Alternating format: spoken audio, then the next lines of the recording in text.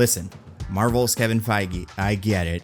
You're angry because I accidentally uploaded my Thunderbolts pitch to YouTube. Did you really need to retaliate by leaking the Wonder Man casting the day I make an hour-long video that ends with me saying Henry Cavill should play Wonder Man? That felt like a bit much, but I have something to make up for it. In fact, I have 10 somethings. 10 pitches for future Marvel special presentations that I think you are going to love. And I promise I will not put this video on YouTube. Unless I do, I don't know, let's get started.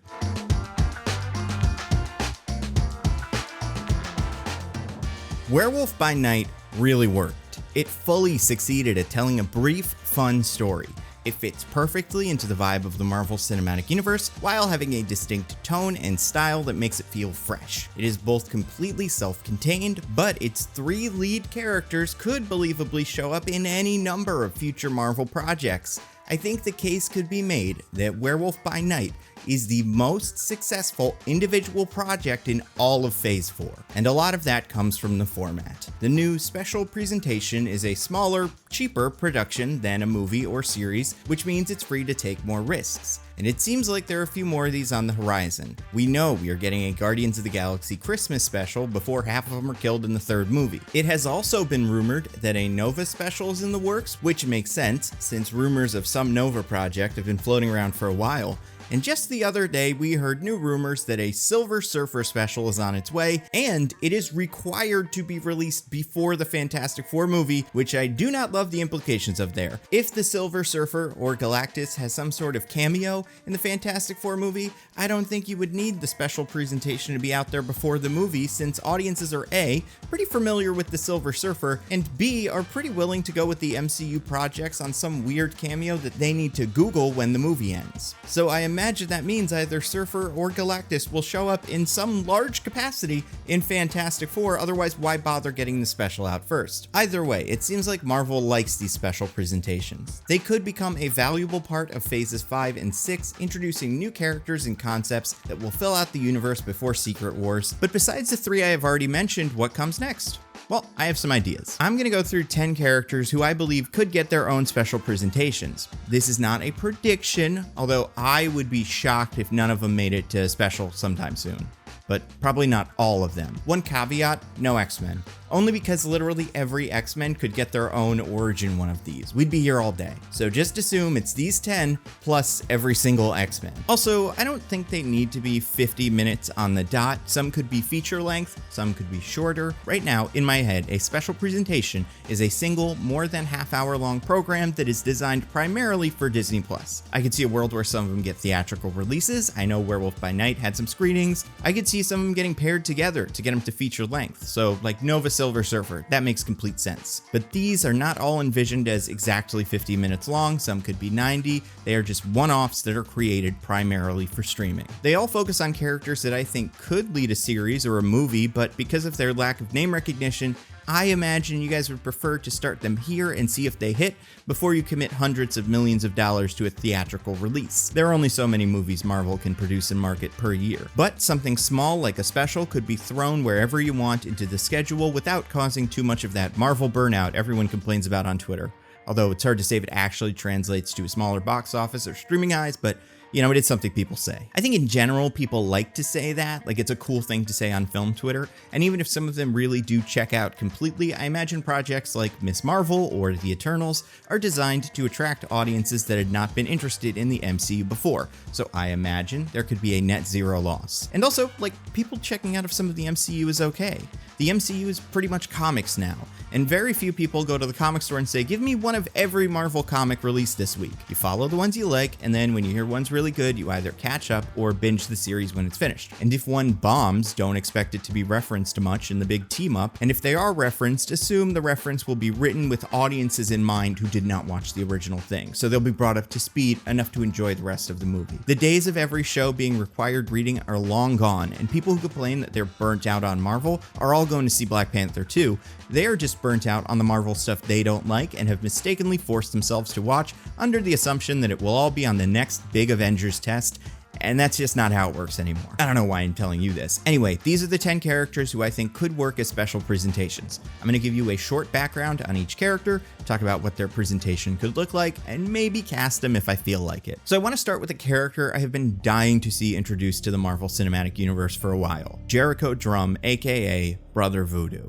This special would be a found footage zombie movie where Brother Voodoo stops a horde of zombie-like creatures from destroying New Orleans. I don't have much more in terms of plot, but if you know zombie media, you can fill most of this in. This story is inspired by Strange Tales issue 171, in which Brother Voodoo fights a horde of Zuvembes before learning that they are controlled by a local sorcerer named Baron Samedi, who is actually working with AIM, and the Zuvembes are actually mind-controlled people that Samedi and AIM are using to rob local factories under the guise of a zombie invasion. It's very Scooby-Doo. And you could certainly play it that way, or you could make Samedi an actual sorcerer using chaos magic to reanimate corpses for whatever purposes. It doesn't matter. Point is, I want a Marvel special presentation where Brother Voodoo fights zombies in New Orleans. Why? First of all, New Orleans rules, coolest city in the US, sorry Philly. But also, Brother Voodoo is a pretty high profile mystical Marvel character who we have yet to see in the MCU, sort of. His twin brother, Daniel Drumm, was in Doctor Strange. He died protecting the New York Sanctum. Even had what certainly seemed like the Staff of Legba as his magical artifact. And in the comics, Daniel Drumm is also killed. There, he is a priest of the voodoo magic and goes by the title Brother Voodoo. Then, after his death, Daniel's twin brother Jericho Drumm studies magic with Daniel's mentor Papa Jumbo, avenges his brother, and becomes the new Brother Voodoo. And I know he's sometimes called Dr. Voodoo because Jericho, like Strange, is a doctor, but I like the brother name way more because it fits Jericho's specific powers. After Daniel dies, Jericho absorbs Daniel's soul, and both brothers live within Jericho. This gives Jericho the strength of two men. Daniel is also able to leave Jericho's body and possess other people, but usually he's either in Jericho's head or just floating around him like a ghost. So the whole Brother Voodoo thing references the fact that one guy is actually two brothers. As far as casting, I want my Jericho to be roughly the same age as Strange, especially since Wong, Clea, and Mordo are all in almost their 50s right now, so someone in that age range would fit nicely. You could do Mark Anthony Brighton again, since Jericho is Daniel's twin brother, but you could also just have them be brothers. If you want a Haitian actor, you've got Jimmy Jean-Louis, who you may recognize from the shows Heroes and Heroes Reborn, who played a character named The Haitian. You've also got Lovinsky Jean-Baptiste, who you probably recognize as the voice of Placide in Cyberpunk 2077. It might also make sense to look at actors from New Orleans, since while Jericho was born in Haiti, he left as a child and spent nearly all the rest of his life in America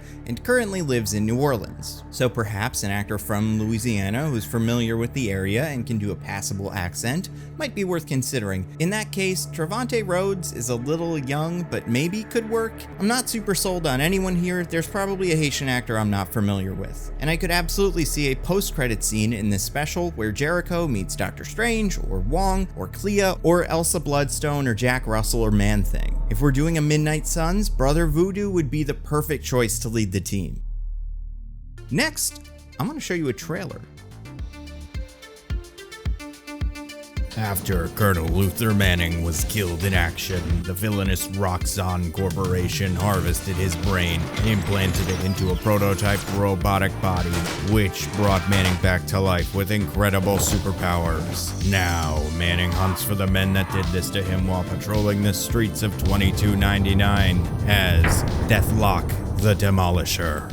Deathlok was RoboCop before RoboCop. Luther Manning, the first Deathlok, is even from Detroit, the city that RoboCop takes place in. And Deathlok premiered in Marvel Comics a full 8 years before anyone who worked on RoboCop ever mentioned the idea of a half-man, half-machine law enforcer who rebels against his programming. So Marvel should be able to make a movie or a special about their original character. And in case you're wondering, yes, they did a version of Deathlok on Agents of S.H.I.E.L.D., but he skewed closer to the other versions of the character, since the Mike Peterson version is from the present day. The most important thing about this Deathlok is the setting. He needs to be from an alternate future where superheroes are dead and corporations rule.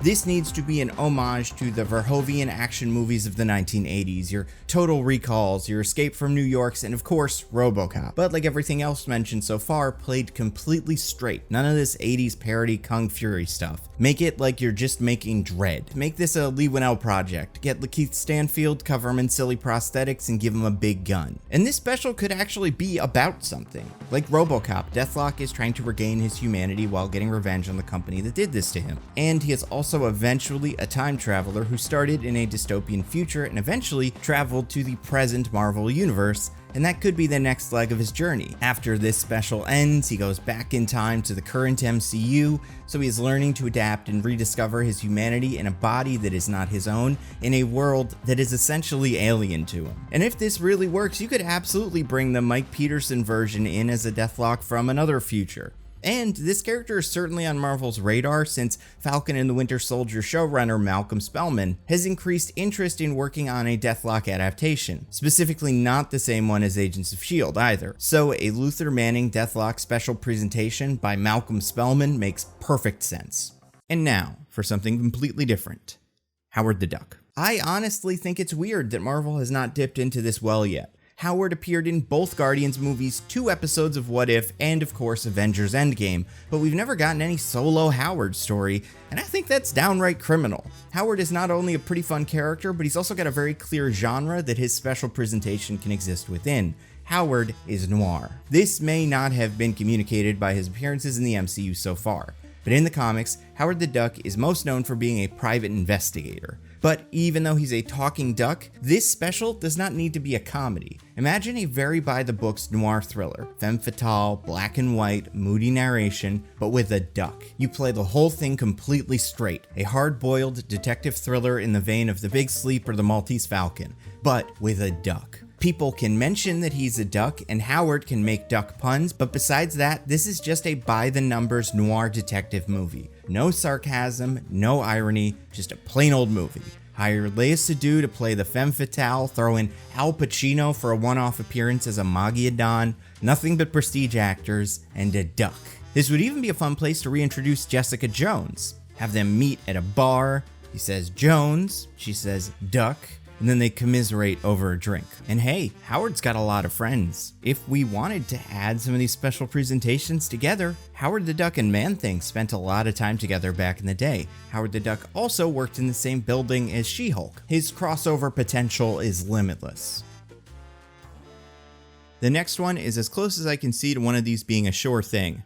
Squirrel Girl. Doreen Green, the fun-loving, happy-go-lucky, squirrel-themed, non-mutant weirdo is bound to make her way to something soon. Honestly, out of everyone on this list, she is the one I could actually see getting a show or movie. She's a popular character outside of the comics, she's on plenty of cartoons. You can find Squirrel Girl toys at Target. They even almost made the new Warrior show starring Milana Weintraub as Doreen. She's obviously happening eventually. Let's say Squirrel Girl gets a special presentation. Can even time its release with Arbor Day or something. Doreen is a fun character. She started off with one of the most all-time surprisingly upsetting designs in comics, but they softened it significantly over time. She was introduced as an eager teenage superhero with squirrel powers who was itching to make it into the big leagues. Her first adventure saw Doreen and Iron Man, but mostly Doreen, inexplicably take down Dr. Doom. She was then recruited by the Great Lake Avengers, a team that I will have to make a video about one of these days, and she stayed with them for a while before moving on to the New Avengers as a part-time superhero and part-time nanny to Jessica Jones and Luke Cage's daughter Danielle. Her first real moment came in 2015's Unbeatable Squirrel Girl, which did 3 important things. First, it established Doreen as a college student. She was still superheroing, but she finally took Iron Man's advice from her first appearance and decided to get a bachelor's degree before being a full-time Avenger. These kind of books are usually a breath of fresh air. Stuff like Batgirl, Burnside, or She-Hulk, or some Spider-Man runs are appealing on the basis that their heroes have relatable problems: rent, dating, redefining that whole thing. So Unbeatable also filled that void. Unbeatable also reimagined the look of the character. The whole series had a more cartoony vibe than comics are usually known for, which helped sell the larger-than-life adventures Doreen goes on during the series. Which is important because third, it really honed in on the unbeatable aspect of Squirrel Girl. Like I said, in her debut outing, Doreen defeated Dr. Doom. This became sort of a running joke. Using an army of squirrels, Doreen could beat any villain. And in the Great Like Avengers Christmas special, Doreen even defeated some of Marvel's most dangerous villains, including Ultron and Thanos. And the Watcher confirmed that it was indeed canon, so she did it. In Unbeatable, she would go on to defeat Kraven and Galactus, however by reasoning with them instead of just overwhelming them with squirrels. So I think Marvel could easily adapt Doreen's origin, turn it into a special. Have her attempt to audition for the Avengers after she meets Captain America, Sam Wilson, in Central Park, and to Sam's shock, One Punch Man's a bunch of A-tier villains like a recreated Ultron or a Thanos from another dimension, and ends with Doreen ultimately deciding she wants to finish up high school before she joins the Avengers, and Cap makes her a reserve member should Kang arrive in the near future. Play the whole thing pretty loose, maybe even animate it. As far as voice, I like Milana Weintraub, and I think she could voice the character again, but she's in her mid-30s, so it's probably best to take a younger actor and have them age with the part. Sophia Lillis feels about right energy, correct age range, and yeah, Squirrel Girl can get the love she deserves with her origin, and maybe make the move over to another team if they ever get a show, which they absolutely should. I promise I will make a video about it someday.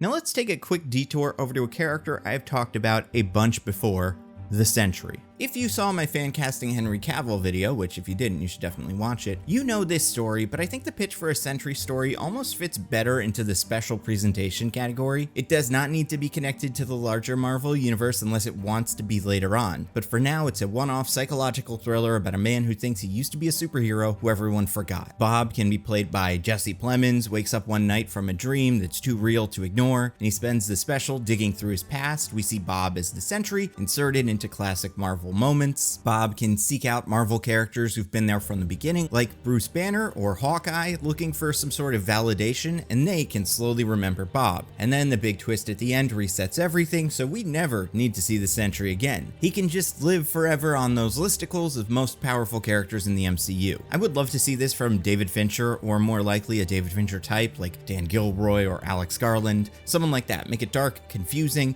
It's Shutter Island meets Jason Bourne meets Superman. Honestly, this is the kind of thing J.J. Abrams could excel at. At least, I guess, excel at directing. Or what about Damon Lindelof? Ooh, that could be fun. I mean, besides Leftovers being great, look at what he did with Watchmen. He could absolutely make a very interesting Sentry special presentation. What's that? You like the Superman thing but want someone a little less Caucasian? I've got just the thing. Blue Marvel is a tricky character, but one we should definitely establish in the MCU soon. He's one of the more powerful characters in all of Marvel Comics. He came up in my Henry Cavill video because he was able to beat King Hyperion in a fight, which is a true accomplishment considering up until that point the only ways to beat King Hyperion were to trick him into lasering himself and get two other Hyperions to fight him. But Blue Marvel just plain beat him up. The style that we should use for this special presentation comes from his origin. He's a hero that was active in the 60s.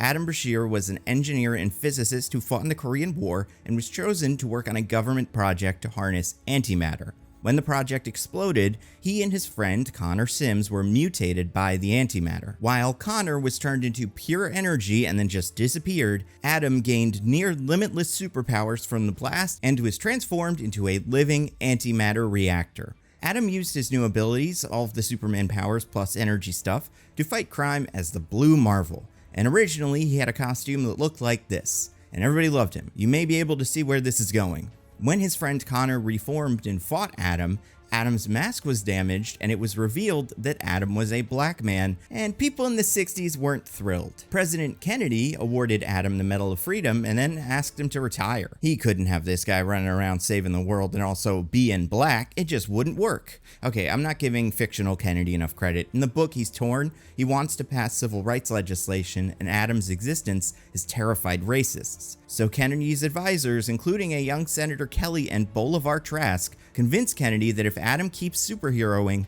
racists will be emboldened and passing civil rights through a more divided legislature will be impossible.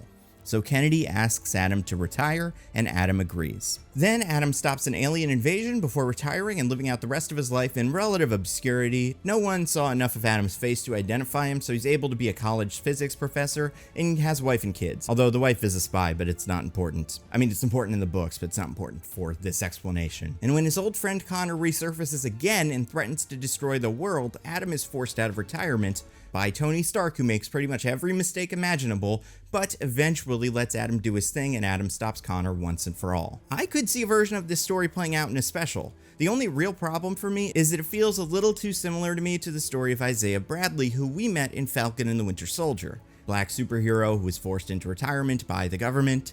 And since the current leader of the Avengers is Sam Wilson, I don't think you could run that script again with Blue Marvel. So we need to have someone else learn about Adam. And Adam is different from Isaiah in that Isaiah seems scarred by his experience and outside of moving heavy potted plants, doesn't have much use of his powers. He couldn't have suited up and fought Thanos. But Adam could have, and he chose not to. One other problem is we have a universe where if Blue Marvel existed in the 60s, someone would have brought him up by now, so his origin needs to be a little lower profile. My best guess at how to adapt this story would be to change it slightly. The whole thing plays out like Bizarro Forrest Gump. Adam fights in the Vietnam War, gets powers, and immediately gets in a big but far more isolated fight with Connor.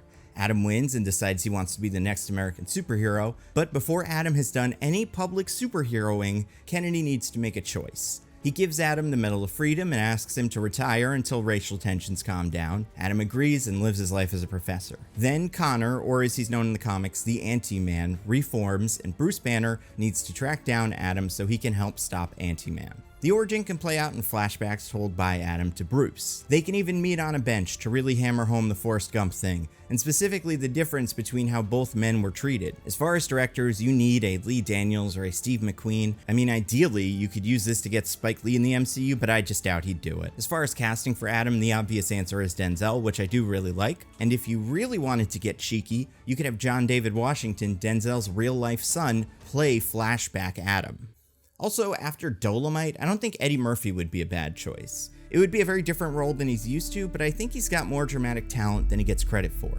Ernie Hudson, also still going strong. But yeah, Denzel's probably the ideal pick, and they'd be lucky to have him. I think now might be a good time to look at one of Marvel's newest heroes. We need a special based on the origin of the Swordmaster. And no, not him, although listen, we need more of him too, but no, I'm talking about Lin Lee. Sort of a Laura Croft type. There has to be a better analog for that character. But his dad was an archaeologist who took Lee's older brother Fang hunting for an artifact and never returned. He left Lee a sword named the Sword of Fu Shi and a puzzle box. It is Lee's mission to use the sword to find his father. And luckily the sword is magic and kind of alive, so it can help Lee by fighting for Lee and also giving him clues. Eventually we learn that Lee is a descendant of Fu Shi, who is one of 3 warriors known as the Three Sovereigns, who helped the Emperor defeat a demon named Xin Yu. This was millennia ago, but Xin Yu was recently released from prison and Lee needs to team up with the other descendants of the Sovereign to stop Chi Yu from destroying the world. I don't want to get into too much detail because this story is pretty recent, but it is an epic adventure on the same level as Star Wars. Unassuming kid learns his father died fighting an evil monster, so he gets his father's sword and goes on a quest to fight the evil. Style is a big part of why this special presentation should work, and I'm sure I'm the millionth person to say this, Swordmaster would be awesome as an anime.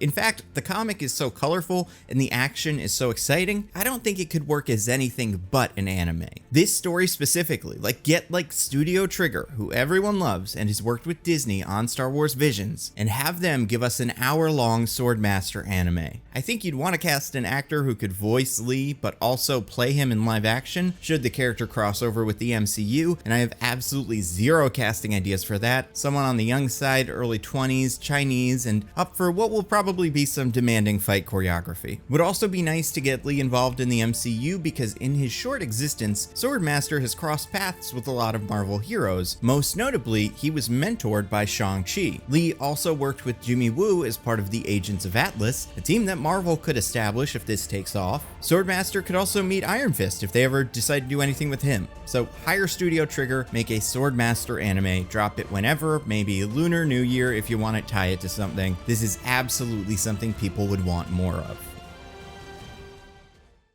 If you want to look at cinematic genres the MCU has yet to embrace, why not look at the one that gave Marvel its start? The Western. Marvel has been making comics about cowboys since The Masked Raider debuted in Marvel Comics #1, released in 1939. But he's not the cowboy I want to focus on. I want to talk about someone called the Two-Gun Kid. Why the Two-Gun Kid? Well, mostly because he time travels a bunch and was most notably brought to the present day by She-Hulk and became a bounty hunter for her law firm. And I think that's a neat idea. Do I have that much actual Two-Gun Kid information? Outside of that, not really. He's a lawyer back in cowboy times and becomes a masked vigilante to fight crime. So not so exciting, right? I mean, very exciting. Cool idea, Nando. This works on its own. Exactly. But, and this was an idea suggested by someone on a live stream, so I'm not taking credit. It was actually XLZ24's idea.